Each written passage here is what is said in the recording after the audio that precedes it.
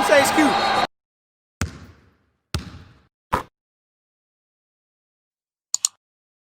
Tell your mans to chill. Yo, who mans is this? Somebody come get us. What is going on, man? It is Benji, and I'm back with Sam McCarr. My fault. How you respond to my girl? Oh man, man. I know y'all probably heard about some of the ongoing NCAA investigations because they're trying to figure out this pay-to-play situation where some of these athletes be getting paid substantial amounts of money in order to show up. But I don't know. I know they're making some amendments to that where you can get paid for your likeness. But has there ever been a situation where you think somebody got paid because of their status coming into college and they ended up maybe not living up to expectations and not really playing as much? That's tough because, like, if somebody paid you and they don't play you, like, you have leverage. Because you're like, well, like, my G, you pay me to come here, so right. Unless you like the FBI. Right. You feel me?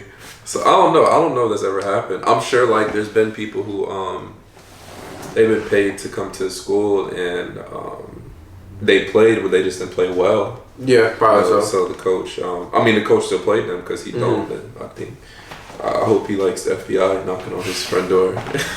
you know, so yeah, that's what I think. I wonder who. I can't really think of any off the top of my head. Yeah, I don't know. Unless it's like maybe, like I said, maybe some guys that I know there was a lot of guys that were like maybe top 10 in their high school graduating class that maybe didn't perform when they got to college. So they probably got a lot of these clout and benefits that they thought they were going to get and maybe jumped the gun.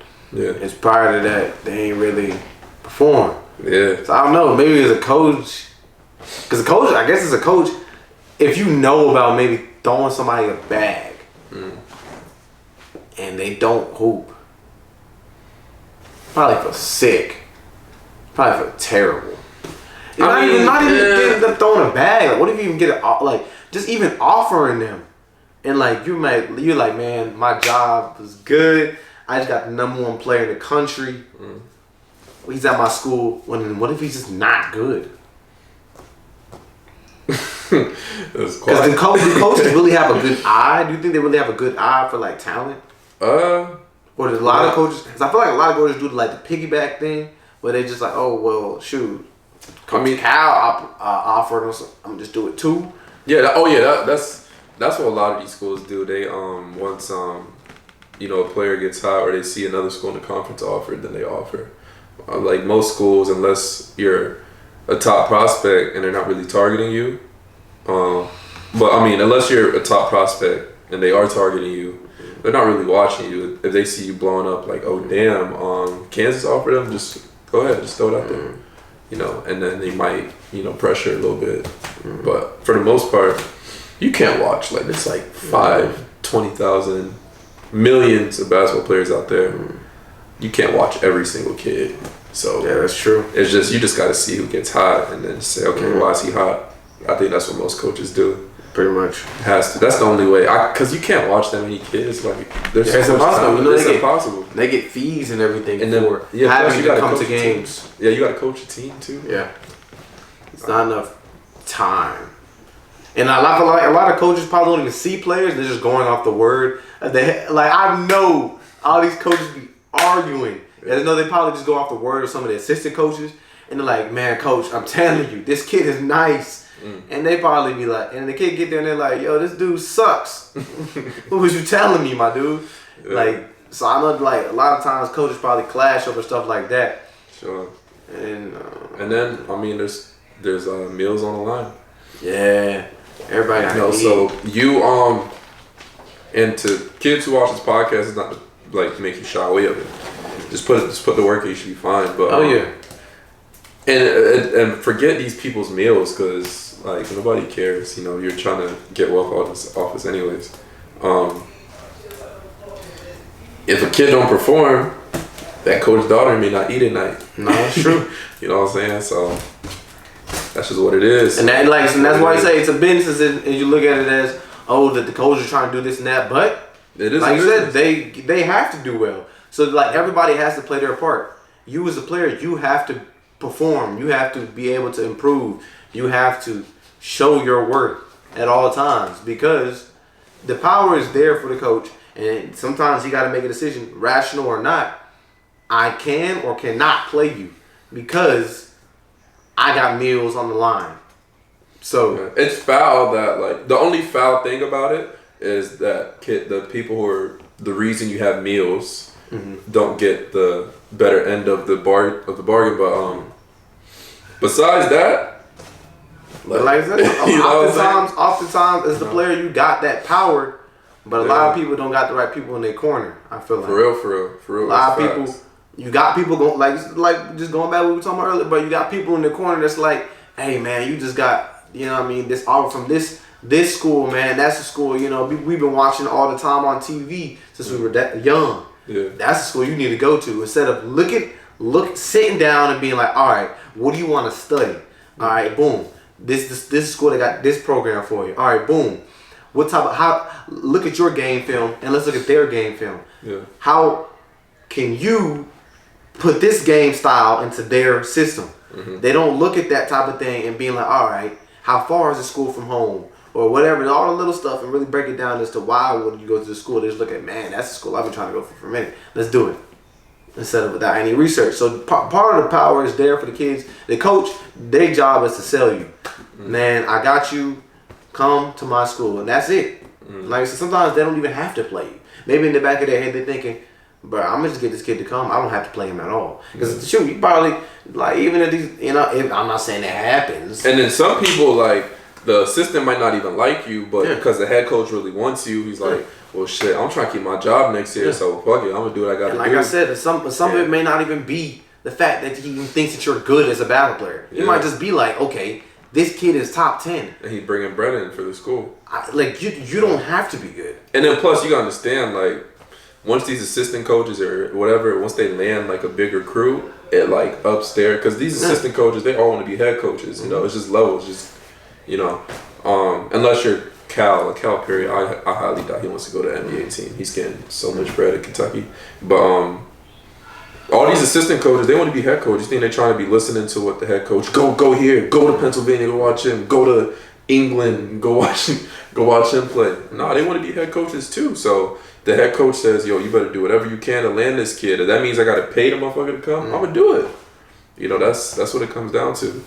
It don't matter if you're good. It's just like they trying to, and then it makes them look good for the next job. He landed. Definitely, there's definitely I think pieces that work in it as well. Yeah. Because they may not, like I said, sometimes they can be getting you to play on the court. They might be getting you because somebody else might be like, hey, if you get him, a player might be like, if you get him as a player to come, I will come. So it's just like, all right, man, I don't think this kid is that good, but come on, man, we ain't gonna play you, but come on. And that way we can get our end goal. So sometimes I feel like a lot of people they get hoodwinked into that as well. Which is all I'm saying, part of the business that's like, hey, what we here to do is sell tickets, win games. There's so many things that go into it. It's crazy. So you as a player, all you can do is just work on your game and be informed. That's what it is, because everyone's gonna shoot you the same shot. And it's just about, hey, which one are you gonna go, which avenue you gonna take, which school you gonna end up playing at. The best advice anyone I could ever give, you know, and I'm nobody. Every coach is lie. All coaches lie. You have to find who lies less. That's all there is to it. That's recruitment in a nutshell. All coaches lie. You have to find who lies less. They all gonna lie to you. You have to find who lies less. Who tells the least amount of lies. They all lying. And then, like I said, there's a part of it where they're telling the truth, but maybe you don't live up to maybe they look at you and you're like, man, you are good. And I can see you being the star of my team. Maybe this is truthful. Mm-hmm. And you're like, dang, I am good. Yeah. And you stop working. That doesn't mean that he lied to you when you get there and you're not that good and people are killing you in practice and you don't play. Yeah. So it works hand in hand. Coach gonna do what he do to get you to. The coach's job is to get you to come, sell tickets, win games. Yeah, and if you come, your job as a player is to come, play, perform, win games. And on the real, like the most important practices are the ones right before the season, because once the season starts, it does not matter. Which I don't care if you turn into Michael Jordan in February of the season. Like the season would go in February, you start killing everybody. You're not playing. Transfer. Like for real, you're not gonna play. You know, because like the coach. This is what the coach gonna tell you. You're gonna be calling your mom, telling like, yo, I don't know why he's not playing me. I've been killing in practice or whatever. You're gonna go in the coach's office. You're gonna say, keep working hard in practice. You do this, I'll play you next game. You're gonna do all those little things, and the game comes, and you won't play because it's too late. The most important practice are those before the season. And then, because once you get in the season, coaches don't have time to be throwing people like, because you got to think about it. They already have their system and how they're going to use people, so they don't have time to. Okay, now he wants to play. Okay, how the hell you going? How you going? When everybody else has already been doing their thing. Everybody been doing their thing. It's too late. Like you know. So that's why that off season work is so important, and like all those practices before the season, they all matter. Like because. It's a quick turnaround. You don't have too much. You don't have time to be thinking about, okay, how am I going to get acclimated to this? You got to be on it.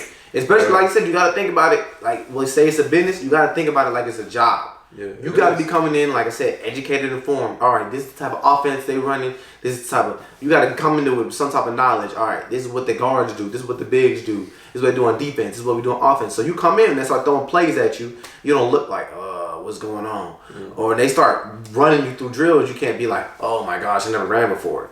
You know what I mean? Yeah, you got to be ready. You got to be ready. Once the season starts, they're not. It's quiet. Don't got time for that because they already have their system. They already have how they're, and then they're like once you get to college, you got your scout. You got daily film sessions. I don't know for most schools if your school has the money for all that. You got daily film sessions. You got the pregame meals into another film session. You got practice. Then you got to get your recovery. Go do your thing with the trainer, and then you got to study the scout. Then you got to it don't stop there. Once you leave practice, go to your dorm, whatever. Do your homework, go to parties, F whatever girls you want.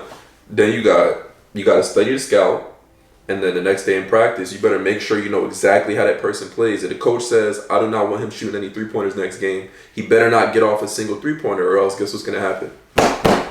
Sitting on the bench. So that's just like it's a full-time job, like you said. It all adds up. Really it really adds up. Like everybody want to play at the highest level, but everybody don't want the highest level pressure. Yeah, it's a lot, it's a lot that goes into it. So, I mean, like we said before on the other one, all those people talking about, oh, why don't he play? He suck. There's a lot. You got to play within their system. There's a lot that goes into it. There's a lot that goes into it. So, that's what it is. Free game, like the rappers you say. Whoa. Free game.